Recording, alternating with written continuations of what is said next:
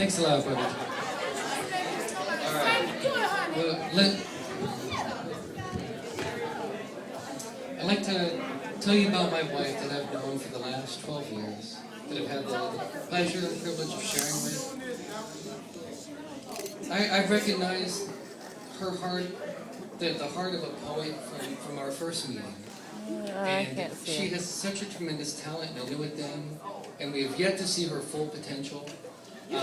But it is my joy that she's made it to this level. I share this joy with her at her DVD release, and I'd like you all to give it up for my wife, Catherine the Great.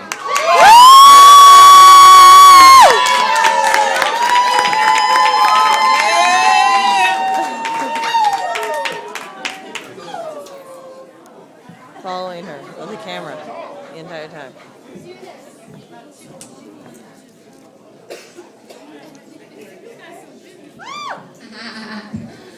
I'm so excited y'all are here. Microphoning 101. I got it. One way to write. Run. Break the leaf litter. Squeeze through shedding trunks. Don't wear shopping district red or blue. Few things are blue. Of course, the sky, supposedly the ocean, police sirens. You want army olive or potato brown like the ground. For miles back, the mountains are fuzzy. But inside, the road is hewn through gneiss and granite, sloping severely, rock cold. Frost wraps the twigs up here. And where the stunted sycamores gather in clusters, stop there. Your hair and the pale weeds move under the wind's chain link rattling. Tuck in your arms and huddle.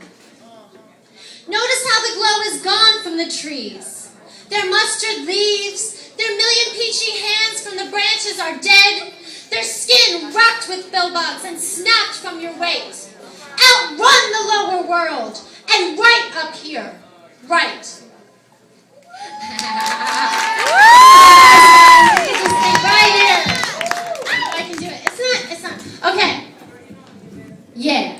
All right. So that was one way to write, because there's lots of ways to write. One way is to escape and sit in nature and think about it. Another is to sit in the world and observe it. So there's not just one way to write. There are multiple ways. So I'm Catherine the Great, and Augusta, Georgia is my new hometown. I love you. Y'all have taught me so much over the last year, and I'm so grateful for that because you've made my dreams come true. So, I do want to say, when I was in college, I had this little tiny speck of talent, and I wrote for a couple years, and then I stopped. And I had a couple good poems and put them away because I had nothing else to write. So let me pull one of those out for you. So I wrote this when I was 20, and who knows how old I am now? It's okay, you can say it. You just had a birthday. I did! I'm 35, so 15 years I've experienced a lot. So it's all good if it sounds like I was 20 when I wrote this. But it's one of my first, I think you guys will like it. This is called Fainting. Released now from that machine, from knives and tubes that cleaned my insides and purified me of maternity. They lower me. Elastic cement, this floor gives way. My skull is cold. I step off this shelf into the punctured universe where sounds swirl down, and down I follow. I sink softly in this ocean. Down and down and down where she, Mommy, I say, tie me back into you. This growing away hurts. You too release too soon what belongs in your cave. You swirled me into the atmosphere long ago, and I'm still breathing only water. Expansion, the natural state of things. Inflating cosmos and constant ballooning separation. I hold little things in my hand and feel strong. Dismembered butterfly, I count out your parts. 2 arms, curly legs, Sealed eyelid living oceans will never burst. I count out your parts and climb into the disassembled puzzle that I took apart in its bleeding palm. The poles melt. Only this is real. Rivers of truth. Only this flows true. Murderous, this truth will now rape you at night. Surreal as metal. More machines. Nurses paid to keep me alive threaten me. I resist their task. They say, no big deal. Now go home. I have destroyed us all. Thank you, guys. So I have a little piece of advice for everybody. I'm sure, and those of you who've had an interesting life, which is a lot of us, have often said, I need to write this down because someone wants to hear it. Well, here's what you do. Take my advice. Instead of saying I'm going to write a book like that, because that is way too ambitious a project, write little stories, little tiny stories. So there's this new genre out there called flash fiction. That's all the attention span I have is 2 paragraphs in a story. Don't give me anything longer than that. But write yourself down a story in 2 paragraphs, and you'll be amazed what you can capture. But I got something good for you. You're gonna like it. Wrong pocket. Alright, here we go. This is called Pray. So think of yourself as a 13-year-old. Remember all the dumb, embarrassing, destructive things you did? Now forgive yourself as a kid. It's a wonder any of us survived 13. God in his heaven saw this that night when he looked down through his blackened sky. A pickup housed the event. It was parked behind the apartments. Crushed Winston packs and piles of leaves were mounded in the truck bed's corners.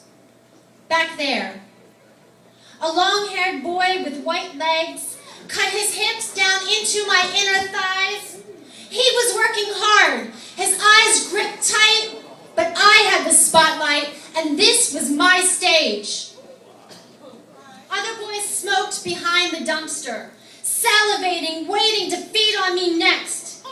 They slipped out their windows in the dead of night to press my spine in the rust, drag my hair through the dust. I was dirty, my jeans at the back of my knees, and addicted to making my own decisions at 13.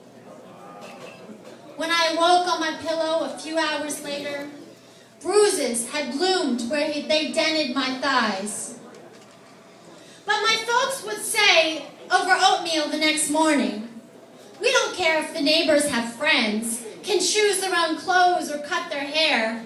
Listen to me, you parents out there. Clamp down too hard and your kids will escape. The world is immoral, my parents warned during our family devotions.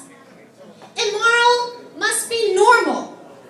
So in search of normal, I entertained a line of teenage boys. This must be normal behavior out here. But if this was so common among the non-Christians, then why would the neighborhood judge me for this? The girls down the street screaming whore at my house. After breakfast, my face against the painted shut windows, the school bus would take those kids to school. But I was 13 and homeschooled with no other escape than my spine in the rust in the back of a truck. Pray.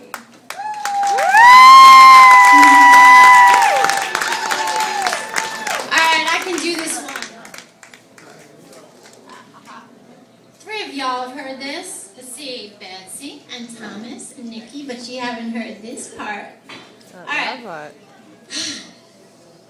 Fall from heaven. I landed on his patio tile, wild from my travels, but ready to shine my soil down and align my feathers toward the next little town. He was more afraid of me than I was of him, but he was kind and I became his precious wife.